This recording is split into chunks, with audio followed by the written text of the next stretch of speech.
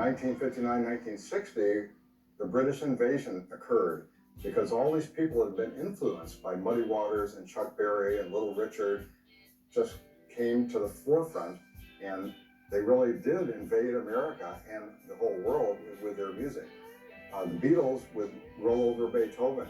The very first song, the very first record the Rolling Stones ever came out with was a cover of Chuck Berry's Come On. If you were to try and give rock and roll another name, you might call it Chuck Berry. Used to like rock, where the people came from, Liverpool and other places. But they were doing Chuck Berry covers. Yeah, he was writing good lyrics and intelligent lyrics in the 50s when people were singing Oh Baby I Love You So.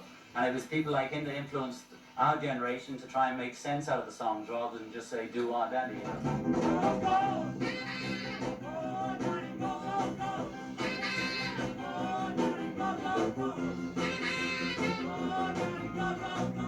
I went away making 1,200 hours a night. When I came back, the Beatles had come to America, and my salary then was $2,000, right from being away.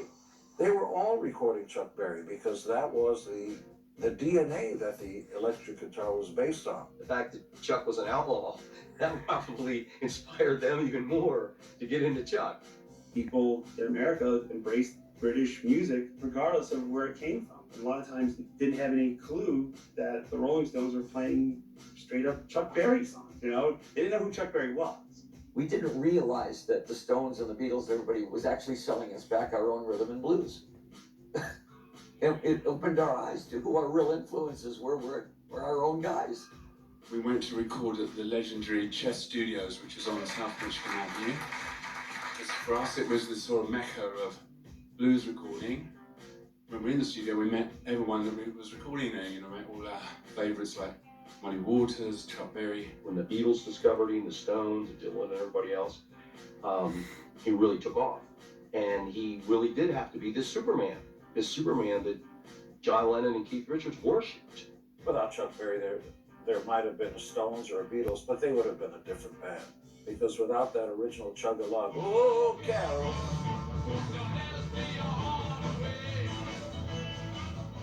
they might have been the Rolling Stones, but it might have been a lot more folky, bland. You'll get your potatoes and your meat, but it'll be bland.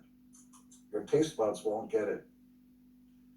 Chuck Berry was spicy and stuff and didn't pretend to be. He just was. But he did understand that he was the hero to these young British kids.